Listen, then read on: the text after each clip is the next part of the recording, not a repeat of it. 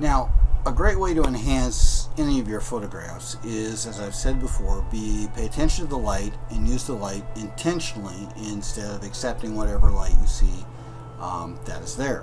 One of the easiest and the best ways to do it, and one of the ways professionals do it all the time, is to use what we call window light.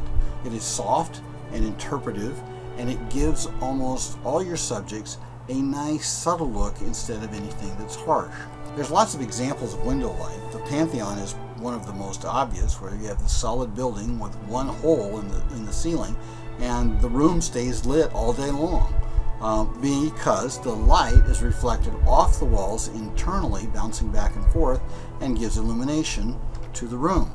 So a diagram of how reflected light works, or creating something that looks like window light, is to deflect it off of something else. Now you have to be careful, because if you deflect it off of something that has color, then that's going to reflect that color. That's why you see lots of reflectors photographers use have a silver or a neutral covering on one side to give a neutral type of light.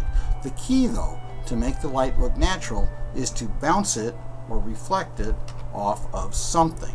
And it can work in black and white. Whatever the context, it works great to have a soft, subtle light as opposed to a direct light. You get a little better shadows, a little better design on the highlight. However, it is contrasty by nature. In this picture here, it was basically an open garage door where the light streamed in and the background was black. I didn't shoot this, somebody else did, but told me about it.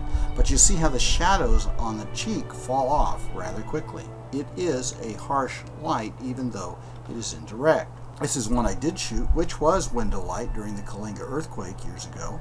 And you can see that it has a nice feel to the image because of this diffused natural light. Window light can make you look like a pro. Now, you can create window light sometimes when you don't have it. This is a case of a photograph I call Lunch with Lester, because that was his name. And it's a great example of trying to make something out of nothing. The windows you see are at his back, so therefore Lester is backlit. There is no light hitting directly on his face. We got fluorescent lights on top and window light in the back. So this is the scheme, or the shooting scheme, that I used to shoot Lester. I had to use indirect flash, and I had to create a natural looking portrait of the man. Now, he was not one who liked to have his photograph taken, but he didn't object. So the scene was something like this. Lester was sitting at a bar like that. The windows were behind him. A tough situation. The camera angle was at the end of the bar, and I had to angle my flash towards some reflective surface that would work. I didn't have any, so what I ended up using was a silver napkin holder with my strobe light pointing directly at it to give the natural bounce light. When I shot that, it worked just fine.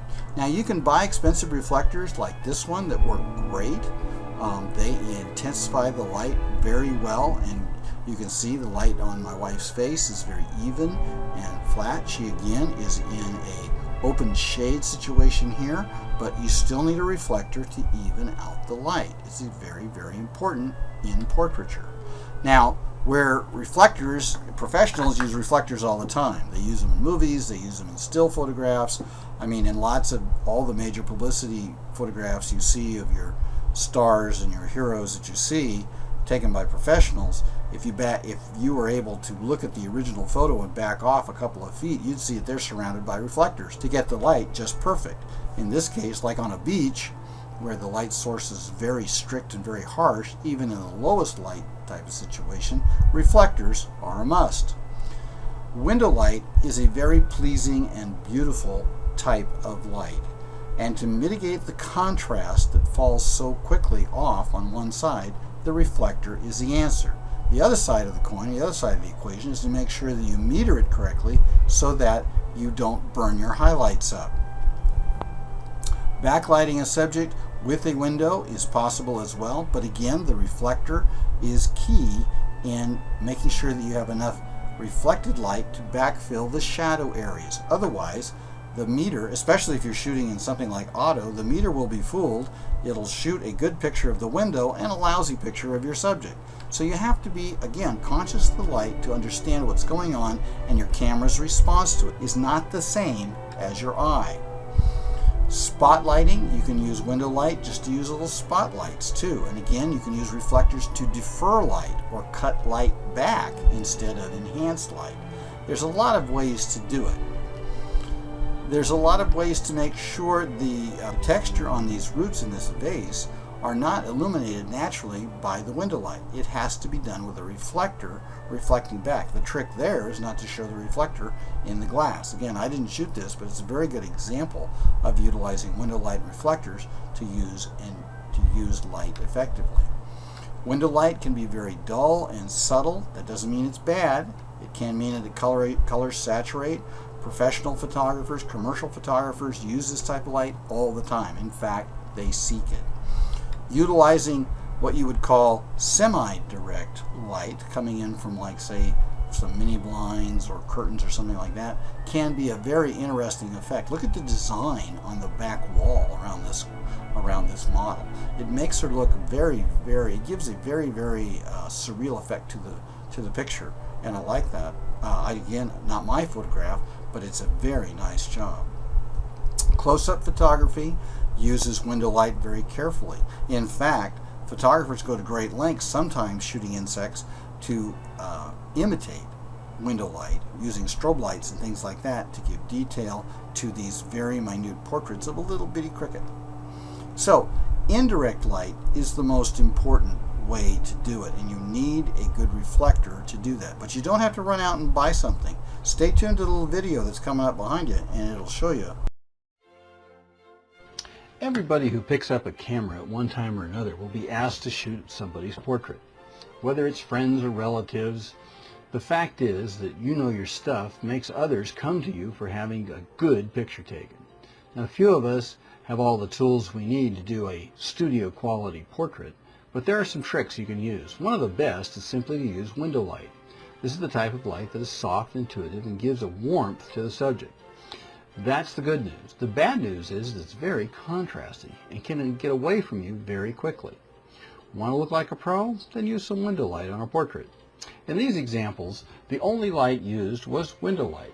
The subject was positioned close to the light source. The window or open door was then used and exposed for the highlights. Care must be taken when metering this type of situation, as your shadows will shut down rather quickly. My suggestion is to you to meter your highlights and then shift your camera slightly to meter the shadows. Remember, your meter will average the light, so choose the meter reading that is between the two extremes. This is a good example of window light. The window light is simply exactly that. It's a big broad window that you have, and you have this nice subtle light coming in. Now, this type of light can be really good to photograph in. You can get some really dramatic results and make yourself look like a real professional. But the problem with it, as I've said in class, is it's very harsh. It's very strict. It's well lit on one side of the face and not so well lit on the other. So when you use a window light, what you really need to do is have yourself some type of a reflecting device. In this case, I'm just using one of the back of my prints because it was quick and it was easy and it was right there. What you'll see when you start using a reflector like this is that if you hold it up closely like this and have the light that is coming through reflect directly off of this into the light source, into the shadow area, you pick up a whole lot of detail. Now, this can be as close as you want to the subject as long as it's just off of camera range, or you crop it out later. The further you remove it away from you, the less the effect. The closer you get, the more light shines in on the subject, filling the shadows.